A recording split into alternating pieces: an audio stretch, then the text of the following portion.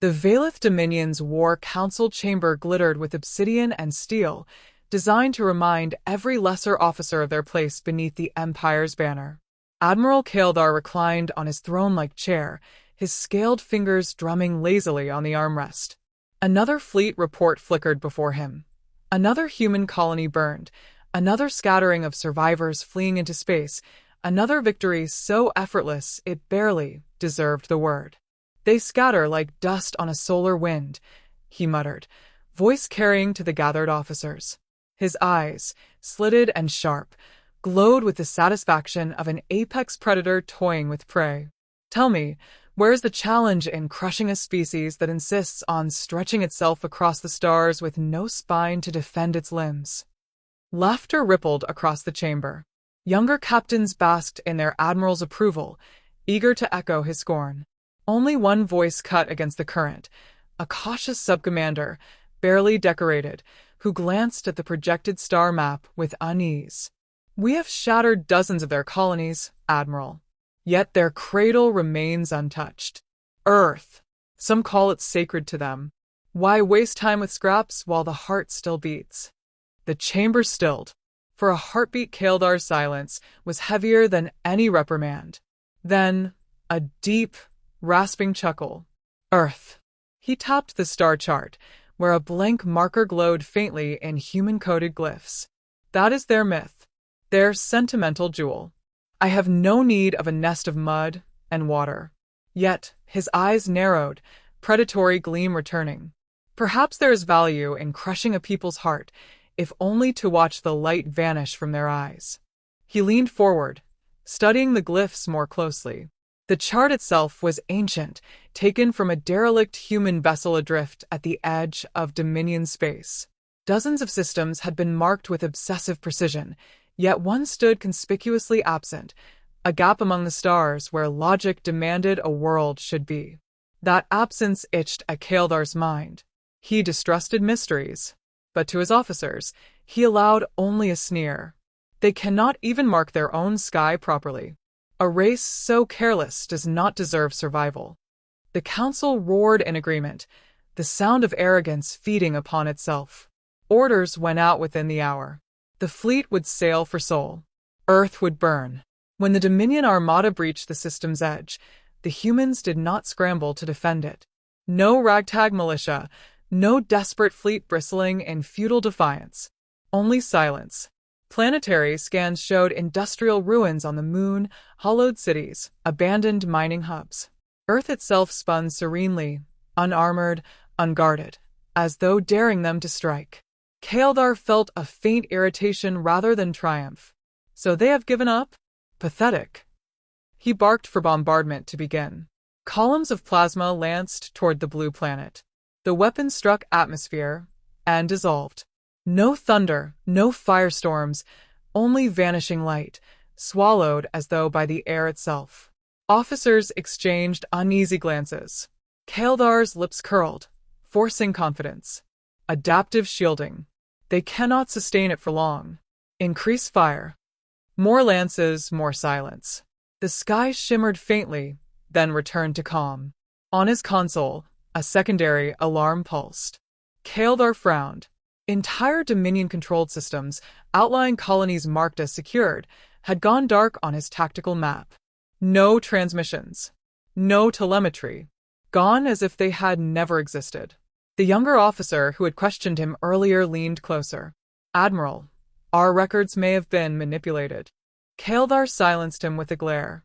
But in his own chest, a sharp unease had begun to coil.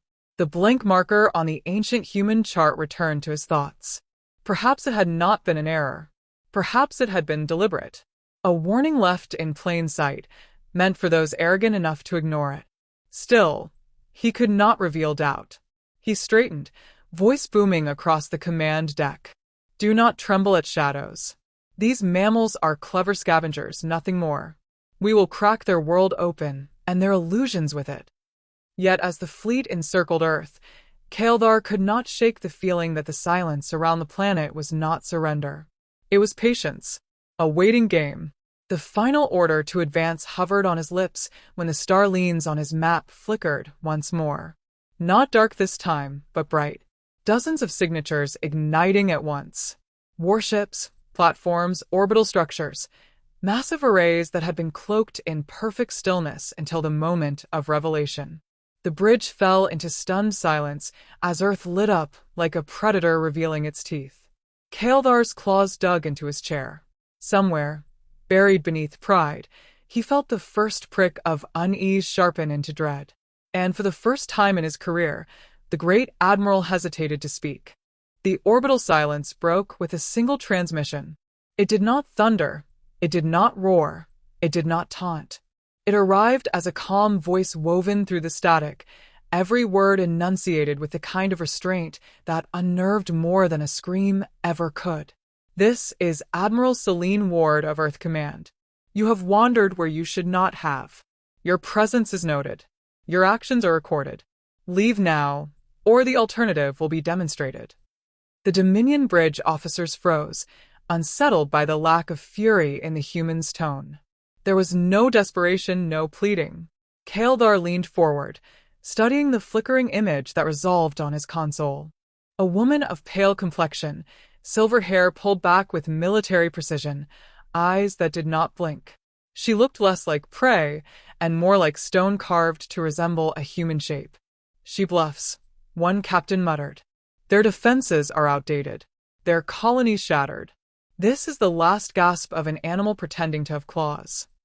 Kael'thar wanted to believe it, yet the Admiral's gaze felt like weight pressing through the screen, as if she were the one observing him, measuring him, predicting his thoughts before he voiced them. He forced a sneer. Demonstrate, then, mammal. Let us see what bark you hide. Ward did not argue. She simply inclined her head, almost polite, and cut the transmission. Moments later, the void stirred. Dark shapes bloomed in orbit. Vast structures hidden in shadows, shrouded until this moment. Rings encircled the planet like metallic crowns, their surfaces flickering with controlled energy. Fleets emerged not with the fanfare of engines, but with the quiet precision of predators slipping from cover. No warnings, no boasts. Just the patient reveal of something prepared long before the Dominion had arrived.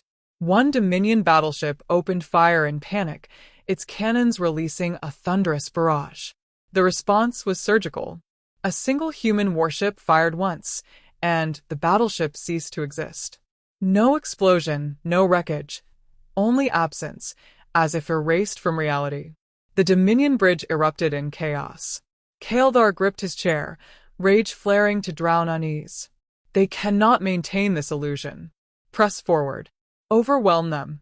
The fleet obeyed, surging toward Earth. Human defenses did not move en masse. They struck with unnerving rhythm. One ship, one shot, one kill. A carrier shredded before releasing fighters. A destroyer vanished mid-maneuver. Precision like this was not improvisation. It was rehearsal, centuries deep. Kael'thar's claws dug into the console as he realized what had been done to them. Every colony burned. Every victory handed to them had been bait. The humans had let the Dominion measure them, mock them, underestimate them. And now, at the heart of their cradle, the trap snapped shut. He retreated to his private chamber once the chaos momentarily stabilized. Screens lined the walls, each feeding him intercepted fragments from human networks, recovered data caches, stolen histories. He forced himself to watch. Footage of trenches filled with smoke and mud. Fleets of iron vessels sinking one another with fire. Cities leveled by nuclear firestorms. He saw humanity's endless habit of clawing at itself, civil wars, revolutions, purges. The more he watched, the less triumph tasted sweet. He had always believed the Dominion's history of conquest unmatched, a legacy carved into the stars. But these humans, they had rehearsed their cruelty upon themselves long before they reached orbit. They had refined slaughter until it was as natural to them as breathing. A whisper escaped him, one he did not mean to voice. They are not young. He returned to the command deck to find his officers staring at him, searching his face for direction. Pride demanded he crush his doubts. Yet their eyes reflected unease he could not deny. Some trembled. Others whispered questions. Were they facing primitives, or predators who had mastered the art of waiting. "Admiral," one officer said, voice hesitant. "Their methods. We cannot predict them. Every move anticipates us. It is as if they already fought this war." Kaeldar silenced him with a glare sharp enough to cut. Yet he could not banish the words echoing in his skull. As if they already fought this war. He called for retreat, though he couched it as tactical regrouping. The Dominion fleet limped from orbit, humiliated, but not destroyed. Pride alone demanded survival. Yet even as the stars stretched back into familiar lanes of travel, Kaeldar's unease deepened. Earth had not pursued them, had not gloated. Humanity had simply let them leave, like a hunter who spares wounded prey to follow the trail later. When he reported to the Dominion High Council, the chamber smelled of incense and arrogance. Holographic projections of his superiors flickered into being, draped in ceremonial armor, their voices heavy with contempt. "You ran," one accused. "I preserved the fleet," Kaeldar snapped back, though the edge in his voice trembled more than he liked. "You do not understand what we face. This is no prey species. This is a predator concealed in plain sight. They gave us colonies to conquer, so we would believe them weak." The council laughed. Some called him delusional, others a coward.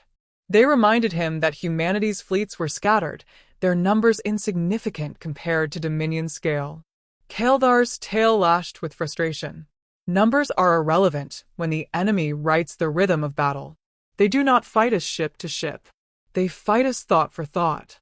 They have studied us, lured us, and when they strike in earnest. Enough. The council's prime lord raised a hand, silencing him. "You shame yourself with superstition. They are vermin. You will prove it by resuming the assault. Do not return until Earth is ashes."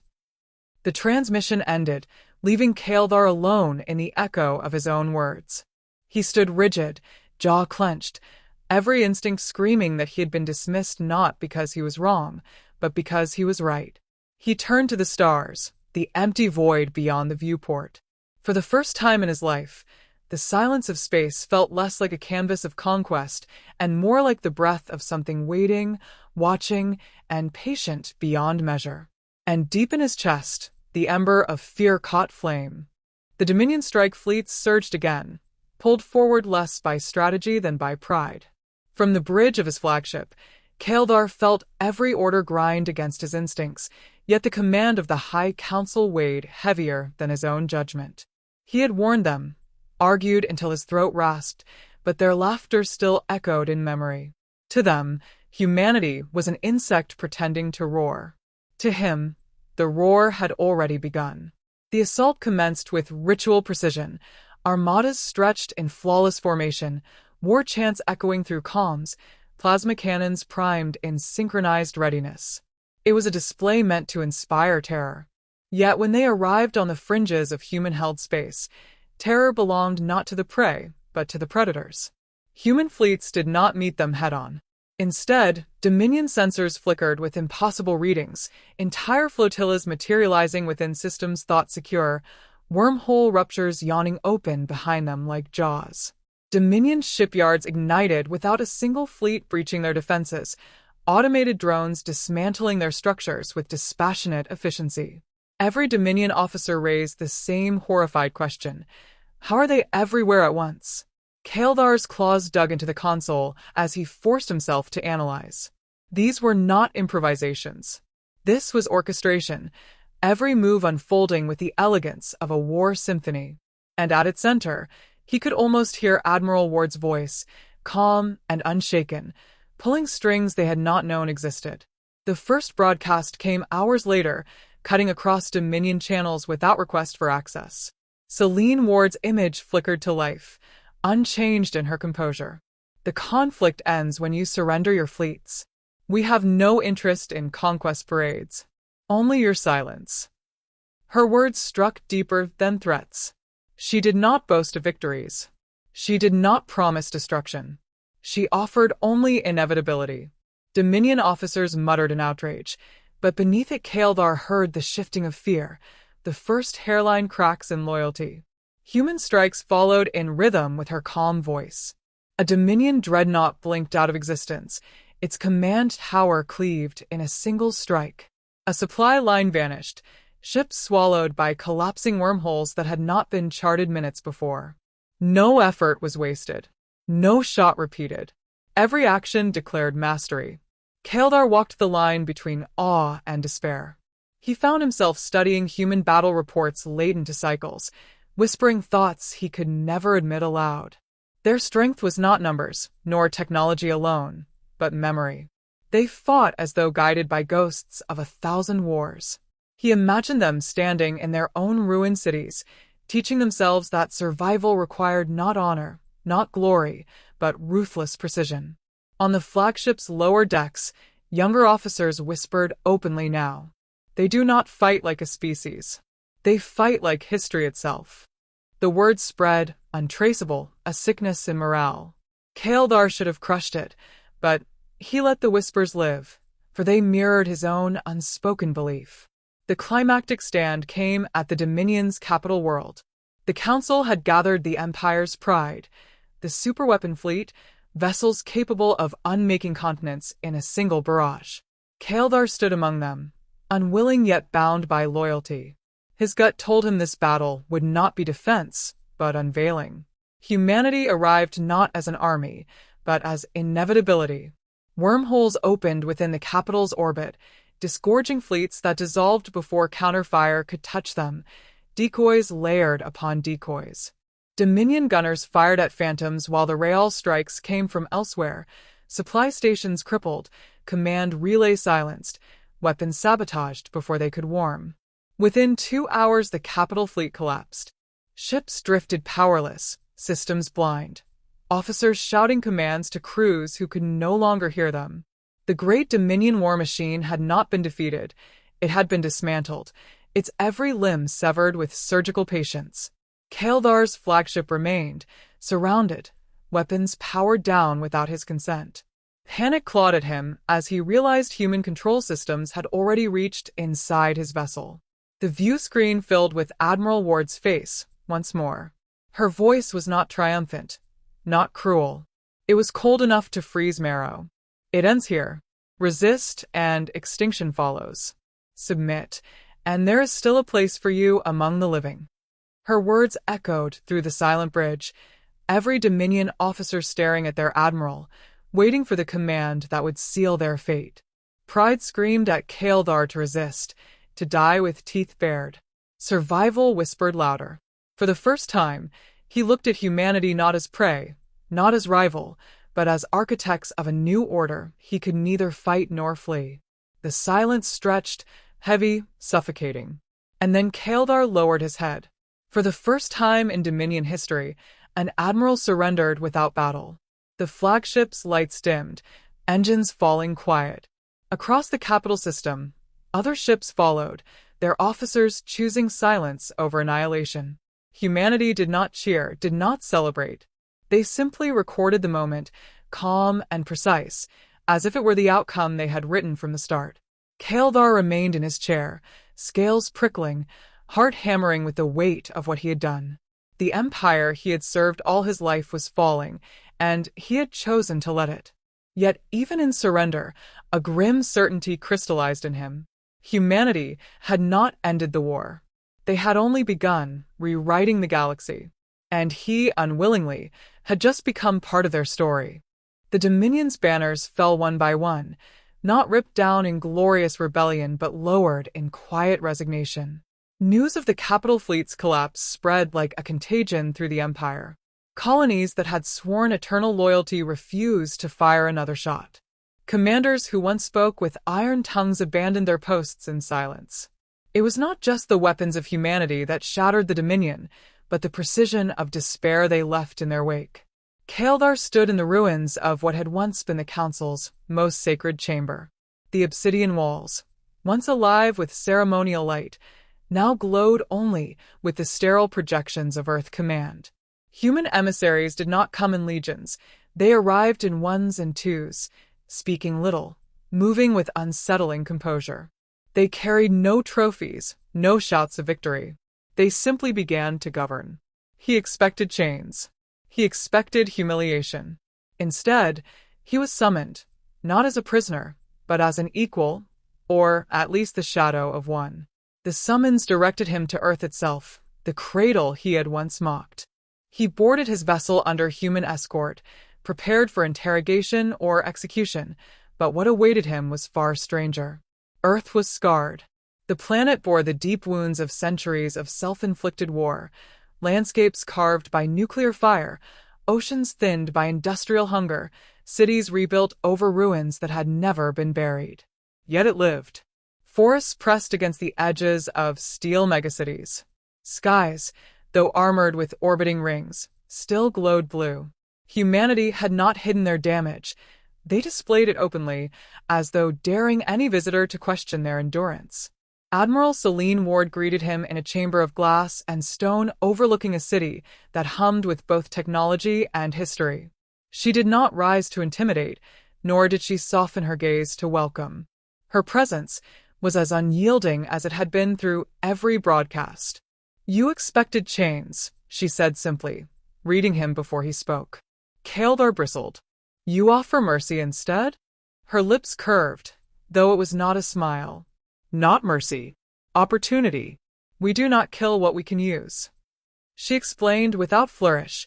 The Dominion's infrastructure remained valuable, its knowledge, its people. Humanity did not want wastelands, nor endless conquest. They wanted order, silence, and the certainty that no empire would rise again to threaten them. To that end, Kaeldar would not be executed. He would govern. A mediator, a bridge between his broken empire and the new reality humanity had imposed. The weight of it crushed him more than chains ever could. To live, but as the steward of his people's defeat. To serve, not the Dominion, but those he had once sworn to annihilate. He wanted to reject it, to spit in their faces, to beg for death. Yet as he looked into Ward's steady gaze, he knew such defiance would accomplish nothing. Refusal meant replacement. Acceptance, however bitter, meant his people might endure. "You make me complicit in your conquest," he said, voice low. "No," Ward answered, turning back to the city. "We make you responsible for survival."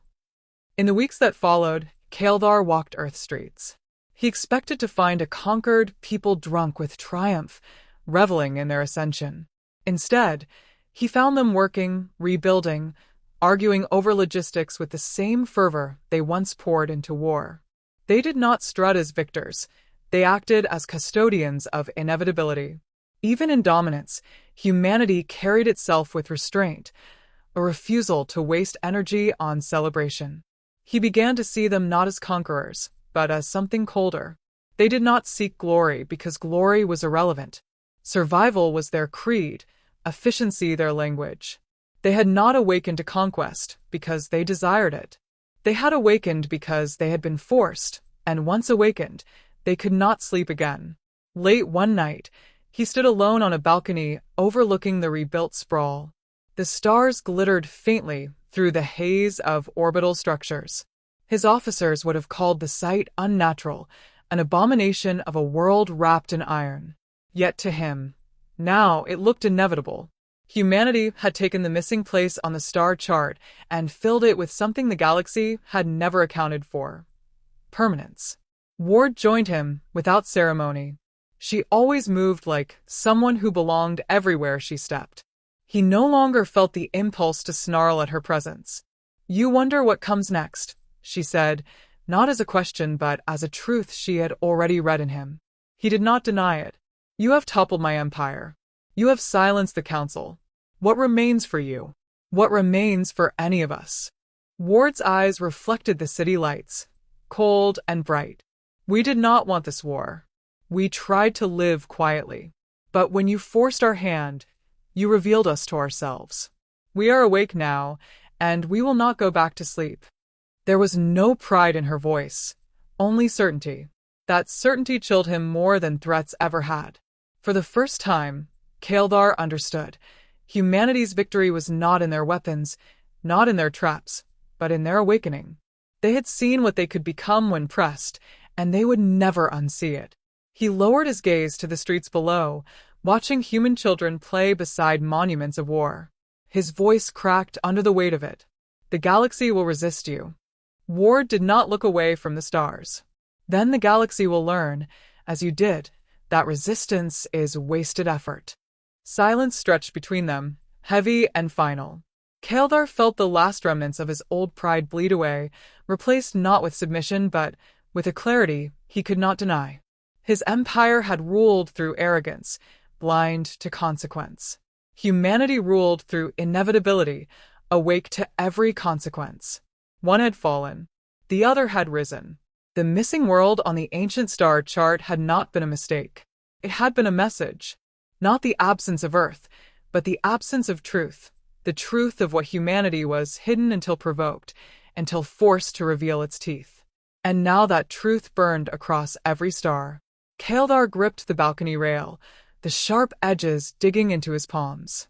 He hated them, feared them, respected them all at once. But more than that, he understood them. And that understanding was the heaviest chain of all. Ward finally turned, her face unreadable. You will help us build what comes next. Not because you want to, because you must. He met her gaze, and for the first time did not look away. Somewhere deep in him, a new part of his being awakened too, resentful, reluctant, but alive. He had survived the fall of his empire. Now he would survive humanity. And survival, he realized, was the only victory that mattered anymore. The stars above seemed different that night, sharper, closer, as though the galaxy itself had shifted in its orbit around this one fragile, unbreakable world. Humanity had not just changed history. They had become history's author. And Kaeldar, unwilling witness turned participant, knew he would never see the sky the same way again.